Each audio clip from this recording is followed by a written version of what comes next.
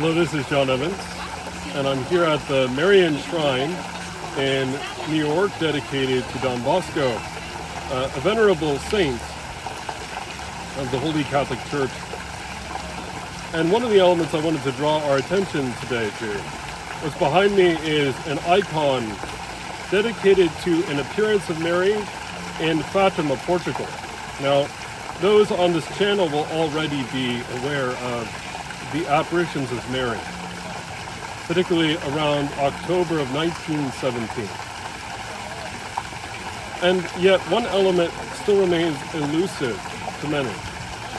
Mary, in that appearance that she gave to 3 shepherd children at the dawn of the 20th century, gave 3 revelations according to this belief within some elements of Roman Catholicism.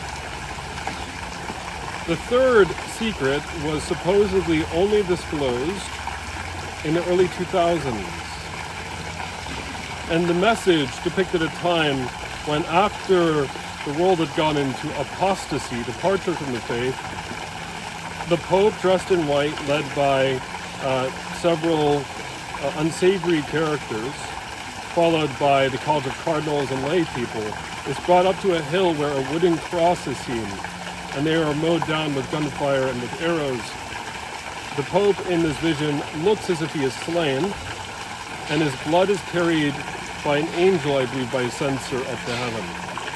Now naturally, this would have been alarming, and it would explain why this secret was kept, well, as a secret for the better part of the 20th century. And certainly, in the 1980s, many people believe that this was partially fulfilled within Vatican circles when Karl Wojtyła, John Paul II, was subject to an assassination attempt. As he bent down to kiss an icon of Our Lady of Fatima in Rome, he was shot. The bullet miraculously missed every major organ in his body. And that bullet is still preserved in the crown of Our Lady of Fatima statue in Portugal.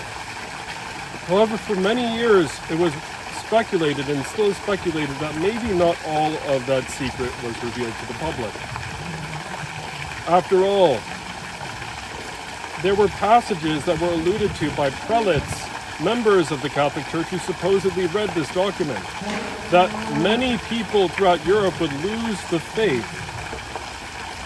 There were whispers even that the secret might refer to a council with negative effects. Some interpret this to refer to the Second Vatican Council. However, in the absence of this second part to the third secret, in absence of this evidence, it remains a mystery.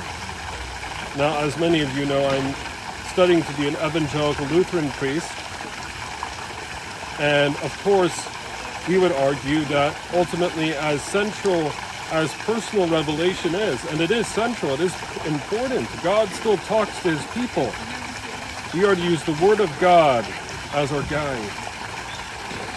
And Scripture itself does testify in Thessalonians that a great falling away, or apostasia, will occur before the arrival of a man of lawlessness, often referred to as an Antichrist. Now, no matter the validity or invalidity or one's approach to these things, I personally think Mary really did appear in Portugal. I really do believe so.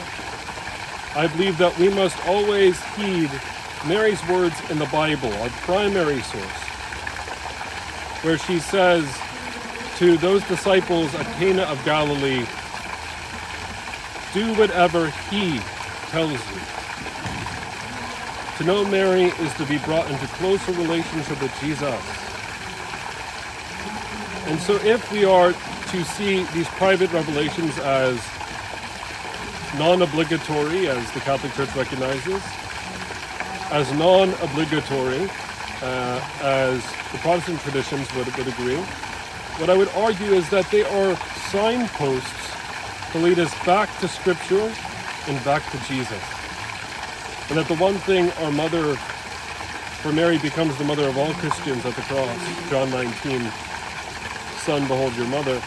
The one thing our Ima would want us to do is, no matter what was or was not revealed by hierarchies of power, to go back to Jesus, to sit at his feet, and learn from him and through him that he is the way, the truth, and the life, and that no man cometh to the Father except through him. May that promise shine through all of us. In the name of the Father, and of the Son, and of the Holy Spirit. Amen.